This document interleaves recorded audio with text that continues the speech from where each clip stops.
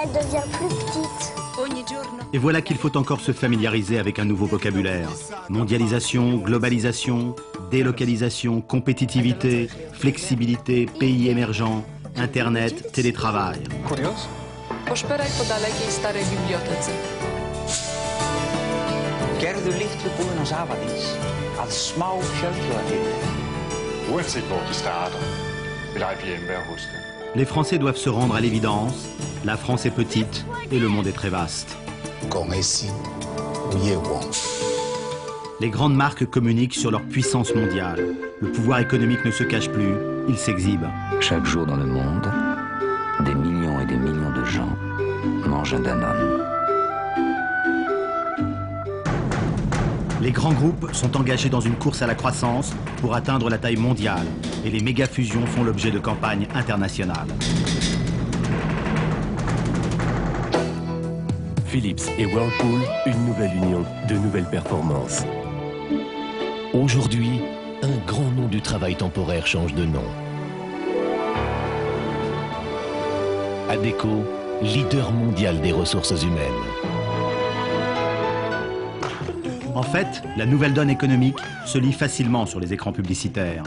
Les téléspectateurs voient apparaître à côté de Peugeot, Citroën et Renault des marques et des modèles nouveaux venus d'ailleurs. Qui aurait l'idée d'acheter une voiture coréenne?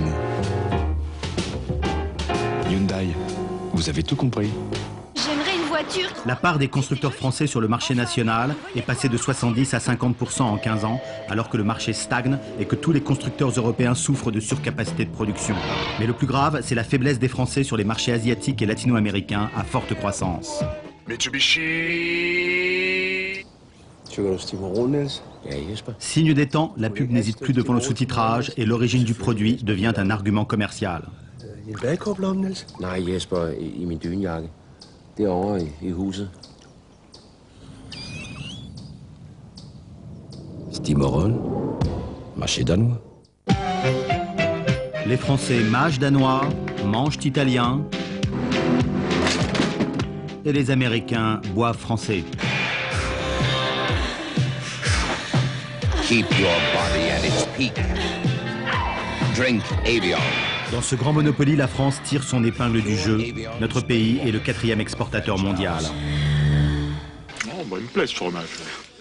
La petite musique du terroir et de la tradition fait écho aux grosses caisses de la mondialisation. C'est vous qui avez fait? Non, c'est pas Hubert, c'est toi. Et la publicité s'amuse même avec l'idée de l'exception française. Il faut bien l'avouer, notre camembert, le rustique, n'est pas tout à fait rond. Sa croûte est irrégulière, sa pâte pas vraiment blanche. Pas blanche. Et en plus, il sent le terroir, ce qui annonce un goût plutôt direct. Bref, il a tout pour irriter la communauté européenne. À mon avis, les Américains vont pas aimer. Mais c'est quoi l'exception française? Qu'est-ce qui fait marcher la vie? Est-ce que c'est Bernard Tapie, figure emblématique des années 80? Qu'est-ce qui fait marcher la vie? Le pouvoir de dire oui ici. Qu'est-ce qui fait marcher la vie? Oui. Oui. Qu'est-ce qui fait marcher la vie? Qu'est-ce qui fait marcher la vie? Faire bouger l'entreprise. Faire bouger la banque? Oui, la banque. Moi? Je marche à la Vendée. Alors oui. Ce même Bernard Tapie, qui va payer ce statut au prix fort quelques années plus tard. Crédit Lyonnais. Le pouvoir de dire oui. 8,45. Est-ce que l'exception française, c'est le Crédit Lyonnais et sa faillite retentissante? Tout peut arriver. Et nous voilà à 17. Ou est-ce que c'est le renflouement du Crédit Lyonnais pour 100 ou 150 milliards de francs auxquels les Français n'ont pas le pouvoir de dire non? Crédit Lyonnais, votre banque vous doit des comptes. Tiens, la droite est revenue au pouvoir. Parce que toute une série d'entraves ligote notre économie, celle-ci finit par s'essouffler. Ça doit être une pub où elle rêve qu'elle est libérale. En lui rendant sa liberté, on lui redonne le sens des responsabilités. Quand on donne du souffle à l'économie, tout le monde respire mieux. Madame, Monsieur, nous avons le plaisir de vous accueillir chez l'un des plus prestigieux groupes bancaires et financiers du monde. Les nationalisations de la gauche ont débuté en 1982. Les privatisations commencent en 1986. C'est peut-être aussi l'un des aspects de l'exception française. Réfléchissez. 4 500 000 Français se laissent tenter par l'idée de devenir actionnaires. Le capitalisme français amorce une lente mutation qui est loin d'être achevée. L'absorption de l'UAP par AXA en 1996 en est l'un des temps forts. La génération qui va prendre sa retraite en 2010 sera mal dans ses pantoufles. Pourquoi? D'abord parce qu'elle ne supporte pas les pantoufles. Et surtout parce qu'elle risque d'avoir moins d'argent que prévu. Une autre spécialité française, c'est l'incapacité à traiter des problèmes de fond, même quand ils sont clairement identifiés. Avec chacune un problème Chez nous, différent. les retraites fonctionnent par répartition. Elles sont financées par les cotisations des actifs et non par l'accumulation d'une épargne individuelle. Le montant des retraites dépend de la relation entre le nombre des actifs et le nombre des retraités. Depuis 1983, on peut prendre sa retraite à 60 ans. La retraite à 60 ans, c'est 5 ans que la vie nous donne. C'est 5 ans que nous donnons à la vie. Oh, la retraite, il n'y a que ça de vrai. Oh, on va vous regretter. Au revoir, monsieur. Hier, c'était l'âge d'or, la génération du baby-boom devenu adulte, payés pour leurs parents, moins nombreux. Demain, c'est le cauchemar. Les jeunes devront supporter les retraites des baby-boomers. D'ici 2020, on passera de 3 actifs pour un retraité à 1,5 actifs pour un retraité. Bien évidemment, cette charge est insupportable. La pub commence par parler du bonheur, puis elle joue sur l'angoisse.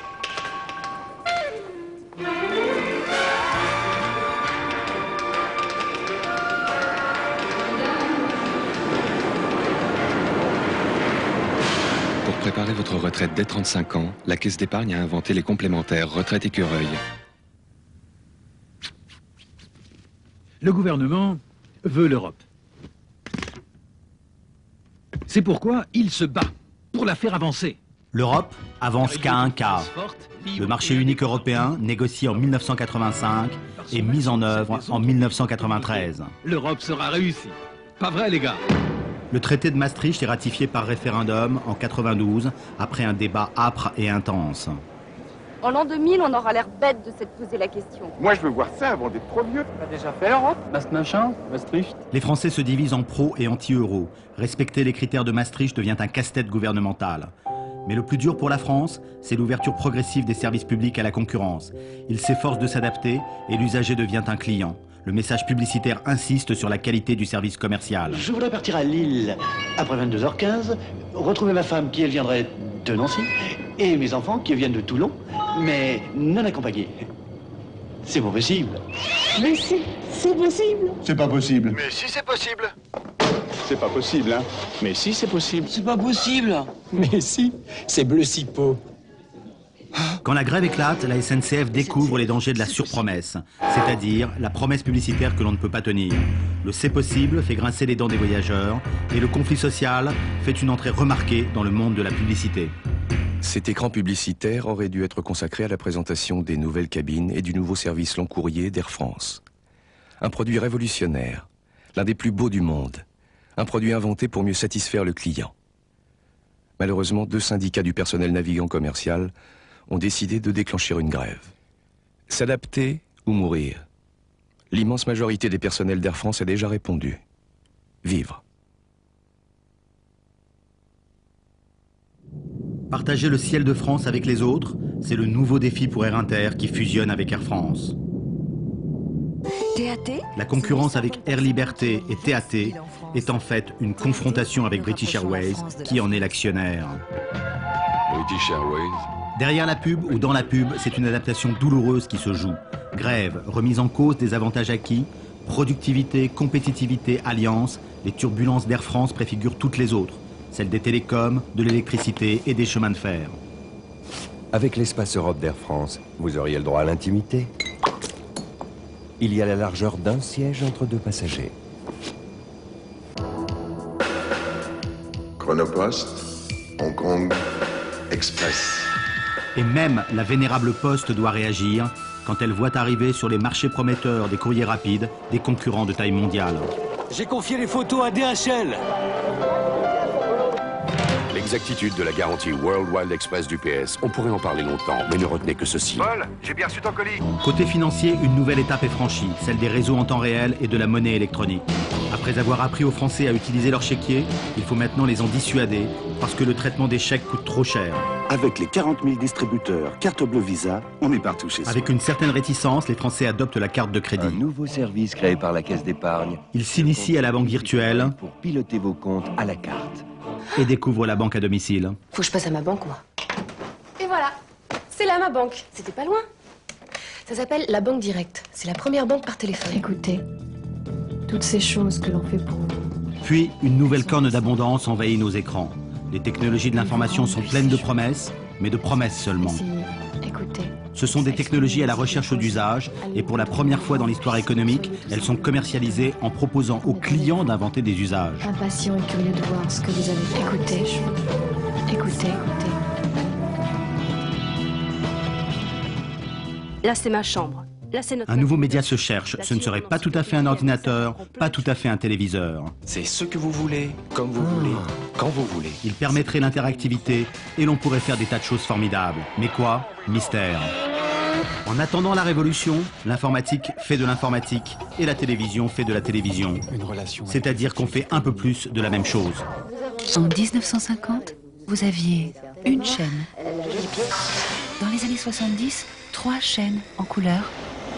1997, voici TPS. Maintenant, vous avez plus de 30 chaînes. Tiens, sur Planète, là, maintenant, là, je vais me faire un petit documentaire d'enfer. Et hop! Carton jaune, la famille! Si Marie voyait ça, une pizza... Et en attendant la révolution, on mange des pizzas devant la télé. Croustille moelleux! La vraie percée, on la trouve dans les télécommunications. En moins de 5 ans, une technologie sophistiquée, la communication cellulaire, accouche d'un objet de consommation de masse, le téléphone portable. Est-ce que tu l'as?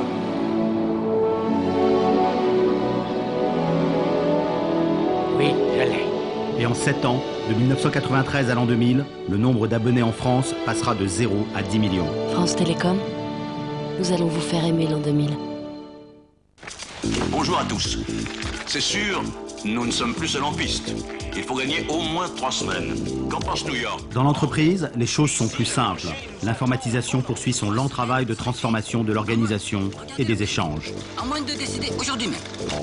Mais nous sommes là pour ça. Alcatel Business Systems. L'entreprise ne communiquera plus jamais comme avant. En affaires comme dans la vie, il y a ceux qui donnent les coups. Il n'est plus besoin de pubs agressives pour justifier l'équipement.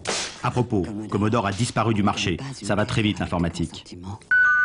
Voici notre appartement, notre bureau. Voilà notre appartement et notre bureau. De la multinationale à la micro-entreprise personnelle, le travail change en profondeur. Voilà l'équipe de direction. Travail multiforme, lieu de production éclaté, c'est aussi cela la nouvelle donne économique. Qu'y a-t-il de nouveau à la NPE? Stage d'accès à l'emploi? Mais ici et maintenant, la France est toujours malade du chômage. Et l'État continue à inventer des dispositifs pour gérer cette grande mutation. Aider, encadrer, adapter, protéger, même si tout cela semble répétitif et insuffisant et lassant. Depuis septembre 1984, avec les TUC, la collectivité nous aide. À l'heure normale, on aide la collectivité. 25%. 50%. Ou 100% de réduction des cotisations sociales pour l'entreprise. Imaginez un pays qui décide que le chômage longue durée ne doit plus durer. Aujourd'hui, la France supprime définitivement des charges sociales pour l'embauche des chômeurs de 50 ans et plus. Aujourd'hui, avec les emplois-services, c'est facile de se faire aider à la maison. Avec le chèque emploi-service, on peut engager quelqu'un chez soi autant qu'on veut. Et en plus, tous ces emplois vous permettent de réduire vos impôts. Les délocalisations suscitent la colère et l'incompréhension. Beaucoup moins visibles, les créations d'emplois sont pourtant réelles, même si elles ne suffisent pas. Et puis, il n'y a plus de bouc émissaire.